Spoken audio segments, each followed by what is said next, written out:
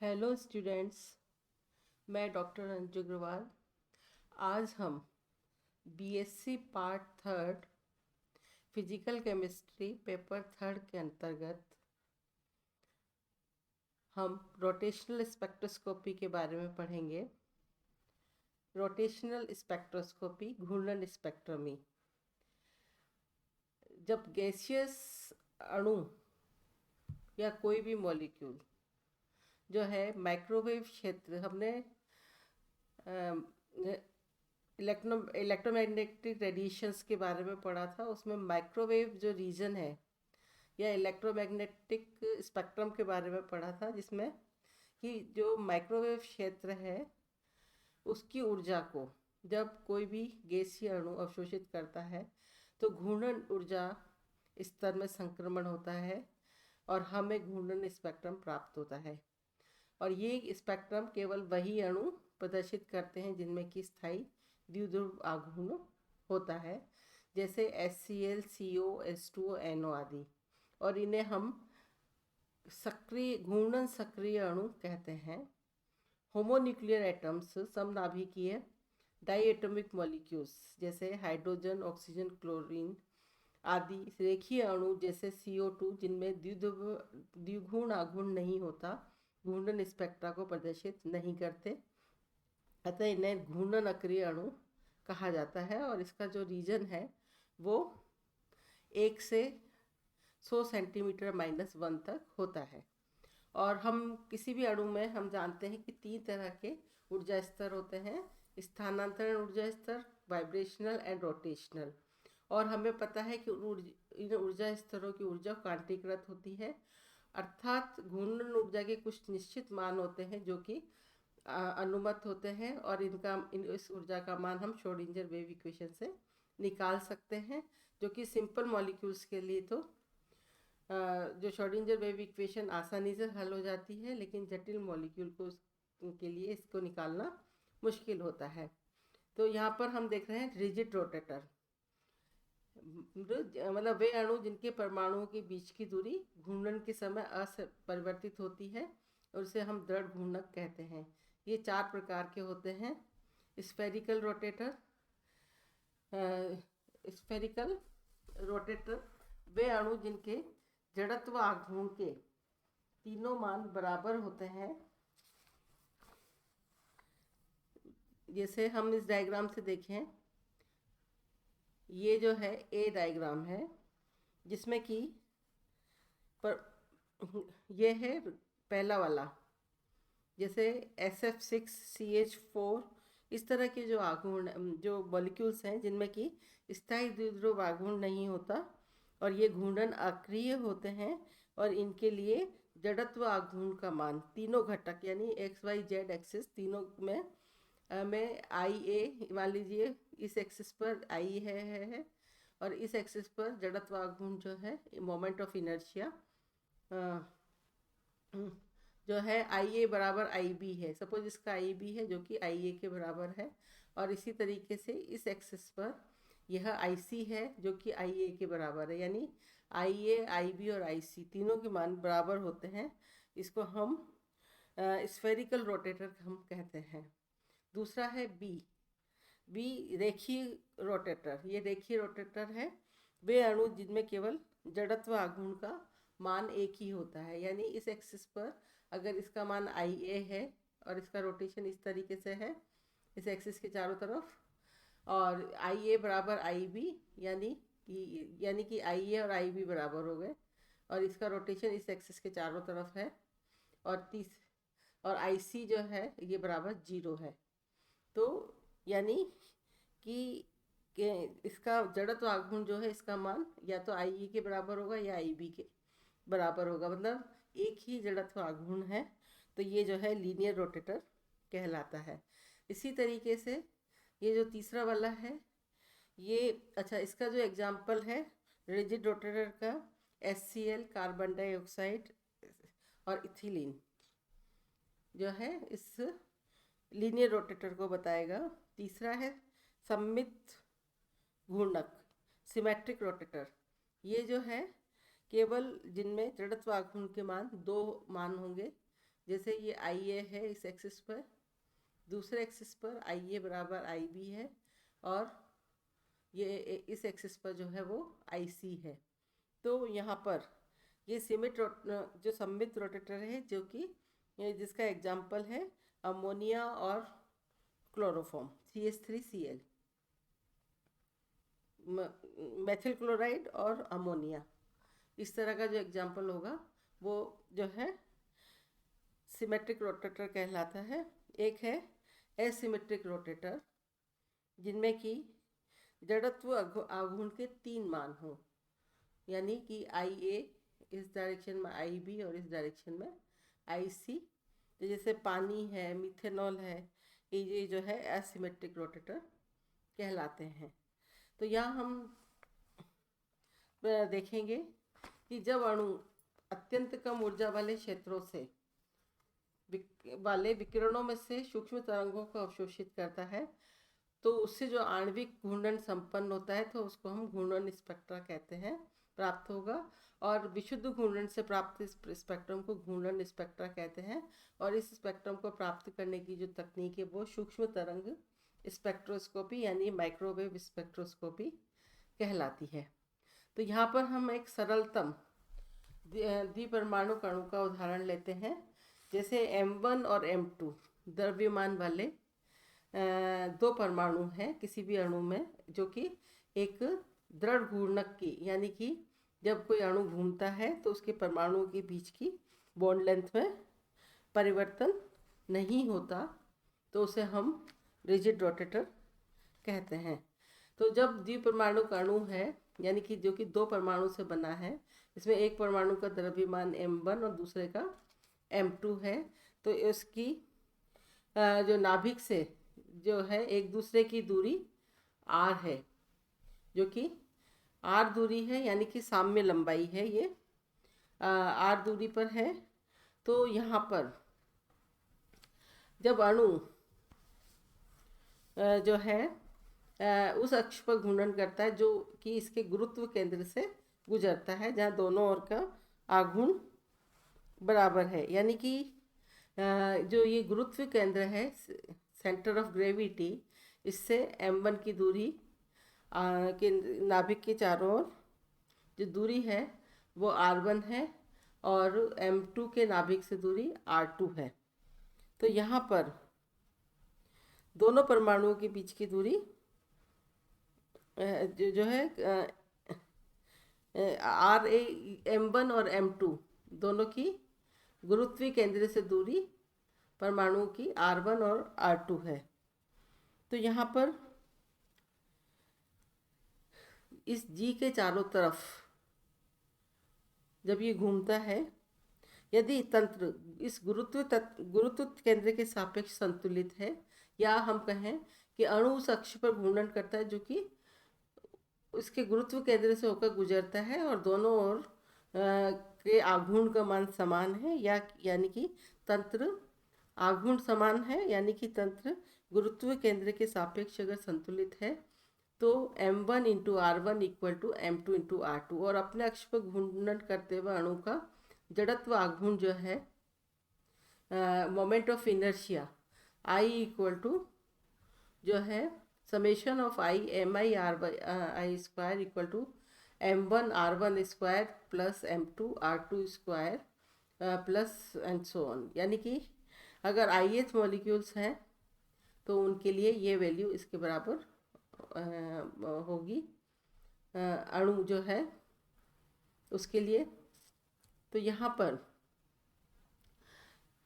इस इक्वेशन से वो इस इक्वेशन को अगर हम सॉल्व करेंगे तो समीकरण फर्स्ट और सेकंड से I equal to M1 M2 upon M1 plus M2 R square, यानी कि ये जो है नाभिक, ये जो है दोनों परमाणुओं के नाभिक जो एक दूसरे से R दूरी पर स्थित है, यानी साम्य लंबाई जो है R है। तो I equal to mu R square यहाँ अणु का रिड्यूस्ड मास है, जो कि M1 upon M2 upon M1 plus M2 और R equal to R1 plus R2 के बराबर है। तो यहाँ पर एक अणु घूर्णन करते हुए अणु के कोणीय संवेग के लिए निम्न समीकरण से हम बताते हैं। L equal to I omega, जहाँ पर कि ओमेगा जो है वो एंगुलर वेलोसिटी है और आई जो है मोमेंट ऑफ इनर्शिया है। लेकिन अणुओं के कोणीय संवेग क्वांटीकृत होते हैं, जिसे कि हम इस इक्वेशन द्वारा बता सकते हैं। L equal to root J plus bracket में J+1 H cut equal to root J और H cut equal to H/2 के बराबर होता है। तो इस इक्वेशन को हम इस तरीके से लिख सकते हैं, जहाँ पर कि J जो है रोटेशनल क्वांटम नंबर है और इसका मान 0, 1, 2, 3 होता है। और घूर्णन करने वाले अणुओं की जो ऊर्जा है वो 1/2 आई ओमेगा स्क्वायर होती है। और जो घूर्णन करने वाले एक द्विपरमाणु अणु के क्वांटीकृत घूर्णन ऊर्जा स्तर को निम्न प्रकार से बता सकते हैं।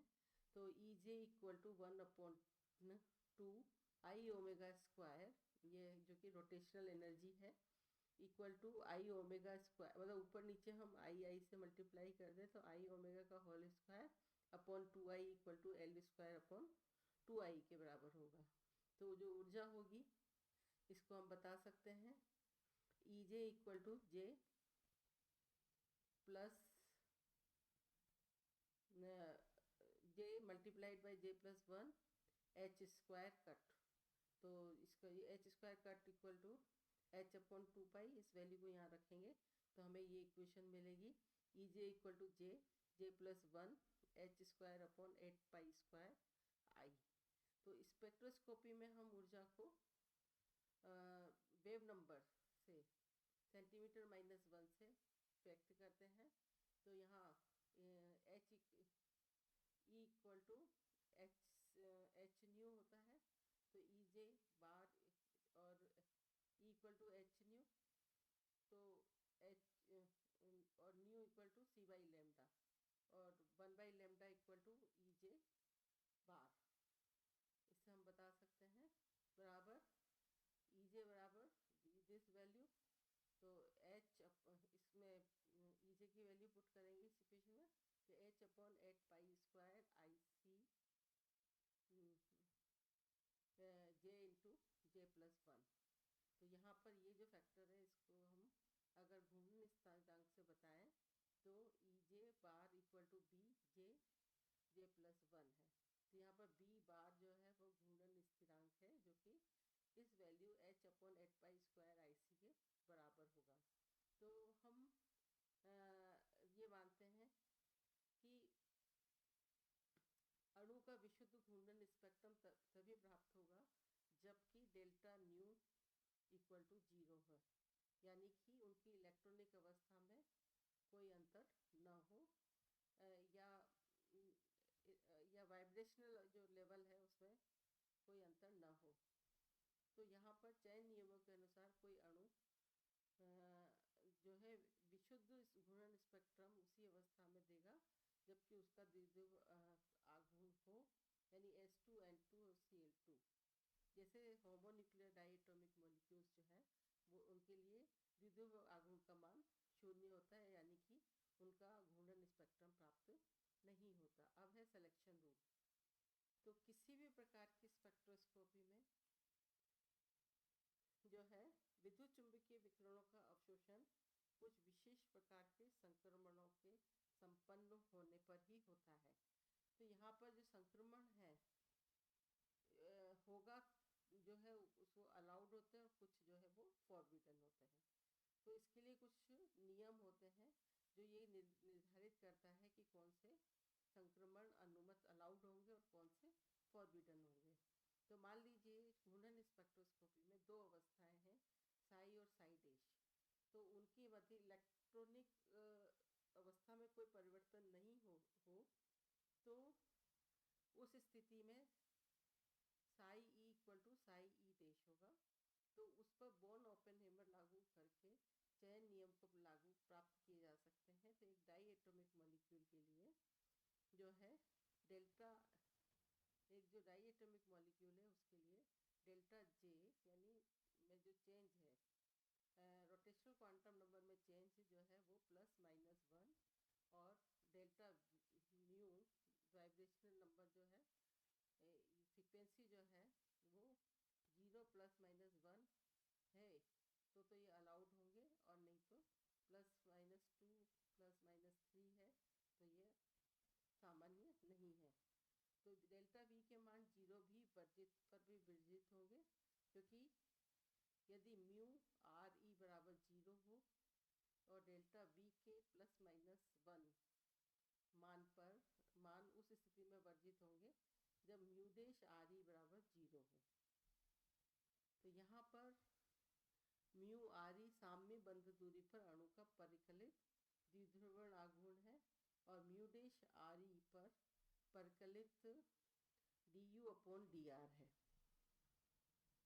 तो इस प्रकार घूर्णन स्पेक्ट्रम के चयन नियमों में डेल्टा वी तो न्यू तो 0 या +-1 के अनुसार कुछ भी हो सकता है, लेकिन डेल्टा जे का मान सदैव +-1 होगा, अर्थात केवल वही संक्रमण संपन्न होते हैं जो कि क्वांटम जिनमें घूर्णन क्वांटम संख्या के अंतर का मान 1 इकाई हो।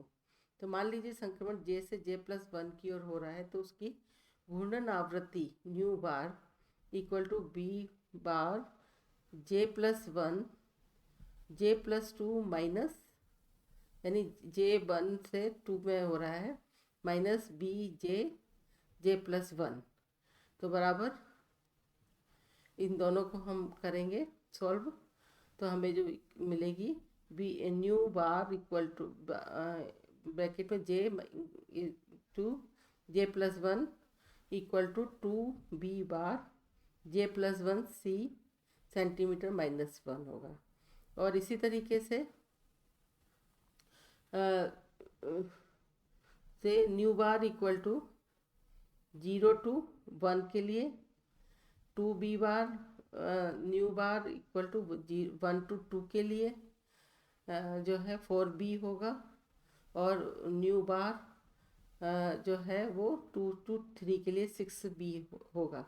तो किसी भी एक डाई एटॉमिक मॉलिक्यूल का घूर्णन स्पेक्ट्रा इस प्रकार से प्राप्त होगा कि वहाँ पर जो स्पेक्ट्रल लाइंस हैं जे से j+ होगी, और दो लाइनों के मध्य आवृत्ति का अंतर समान होगा, यानी कि विभिन्न जो लाइनें प्राप्त होंगी वो इस तरह से होंगी, जैसे ये लाइनें हमें प्राप्त हो रही हैं ये, तो यहाँ पर प्रत्येक लाइन के मध्य अंतर 2b बार है, और जो फ्रीक्वेंसी है ये जो चेंज आ रहा है ऊर्जा में, घूर्णन ऊर्जा में, वो 0 2b बार 6b 12 20 और 30 बार होगा, यानी कि ये जो कोफिशिएंट है ये इस तरीके से ये जो संक्रमण है 0 से 1 ये जो है 2 एनर्जी लेवल 3rd 4th और 5th है। तो जो रिजिड रोटेटर है उसके लिए जो है इस तरह से ट्रांजिशंस होंगे, विभिन्न एनर्जी लेवल्स में ट्रांजिशंस होंगे। अब है स्पेक्ट्रल तीव्रता। स्पेक्ट्रल लाइन की तीव्रता जो को हम न्यू बार j2 j+1 से याद कर सकते हैं। तो यहाँ पर बराबर 2b बार j+1 द्वारा ज्ञात किया जा सकता है, और इनकी आपेक्षिक तीव्रता दो कारकों पर निर्भर करती है, इनकी पॉपुलेशन, अणुओं की पॉपुलेशन, और दूसरा है ऊर्जा स्तरों में अपभ्रष्टता की संभावना, possibility of degeneracy in the energy states. तो यहाँ पर है पहला है चयन नियमों के अनुसार वे संक्रमण ही अनुमत है जो निकटवर्ती ऊर्जा स्तरों में होते हैं, है ना, यानी कि 0 से j1 में हो जाए, फिर या j1 से j2 में हो, j2 से या j2 से j3 में हो, तो वही जो है अलाउड होंगे। लेकिन अगर संक्रमण +-2 या +-3 आदि में है तो ये संक्रमण फॉरबिडन होंगे। तो इनको करने वाले अणुओं की संख्या, इन अनुमत संक्रमणों को करने वाले अणुओं की संख्या समान हो और ये आवश्यक नहीं है। इसकी संख्या या आबादी बोल्ट्जमैन वितरण नियम द्वारा निर्धारित होती है, और किसी भी संक्रमण को संपन्न करने के लिए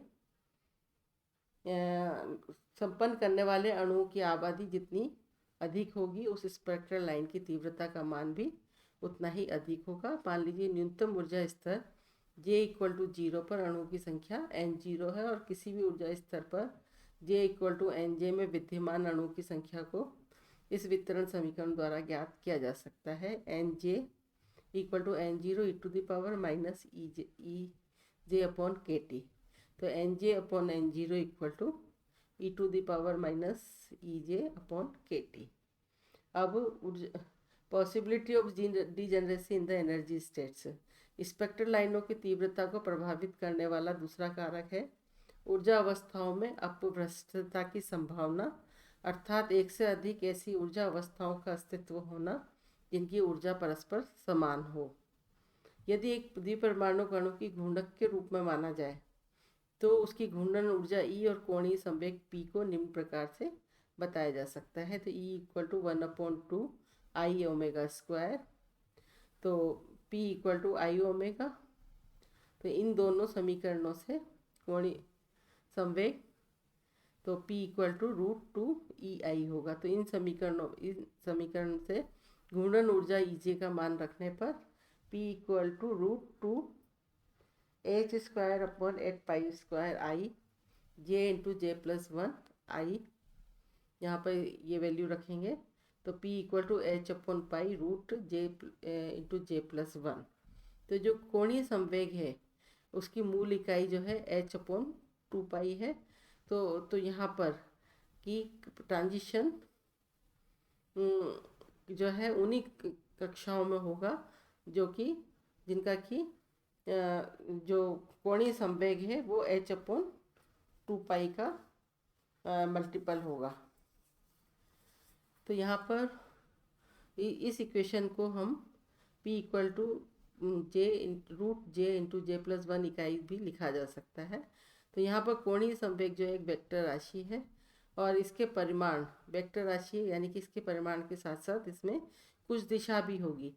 तो और इसके अनुसार किसी भी पूर्ण संख्या में किसी भी क्वांटम संख्या के लिए कोणीय संवेग केवल वही दिशाएं लेता है जिसके लिए कि उसका अवयव या तो शून्य हो या H अपॉन 2 पाई का पूर्ण गुणांक हो।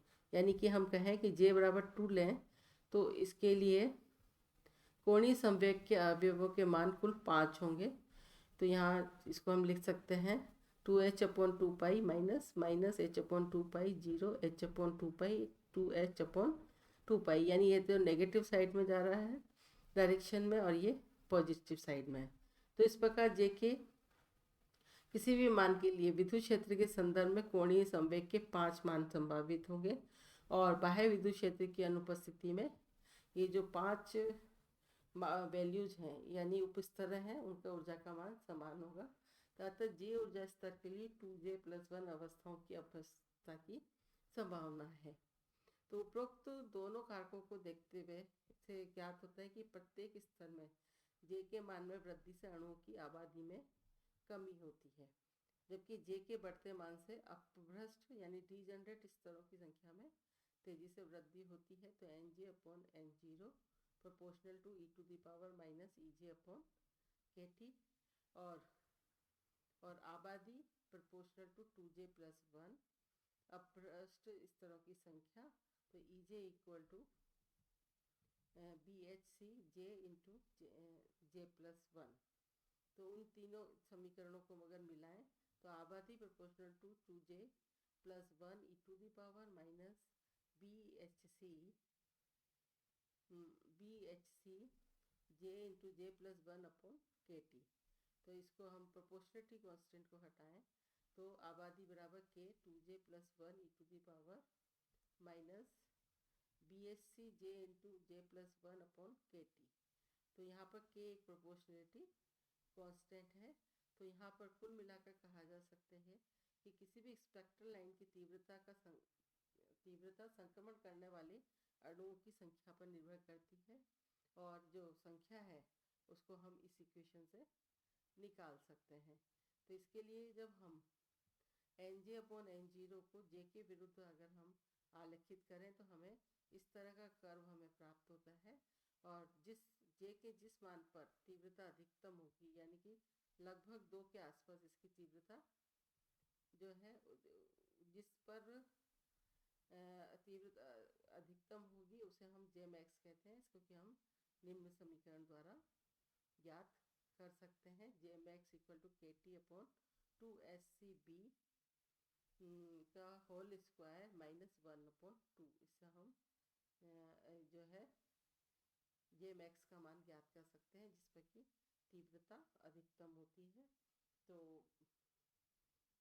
इस प्रकार से हम देख सकते हैं कि कोई भी रिजिड रोटेटर है उसके लिए जो मैक्सवेल की जो जो हमें स्पेक्ट्रा प्राप्त होगा उसकी इंटेंसिटी जो है, एनर्जी लेवल्स किस तरह के होंगे, और जो स्पेक्ट्रल लाइंस प्राप्त होती हैं वो उनके बीच में डिस्टेंस जो है वो बराबर होती है और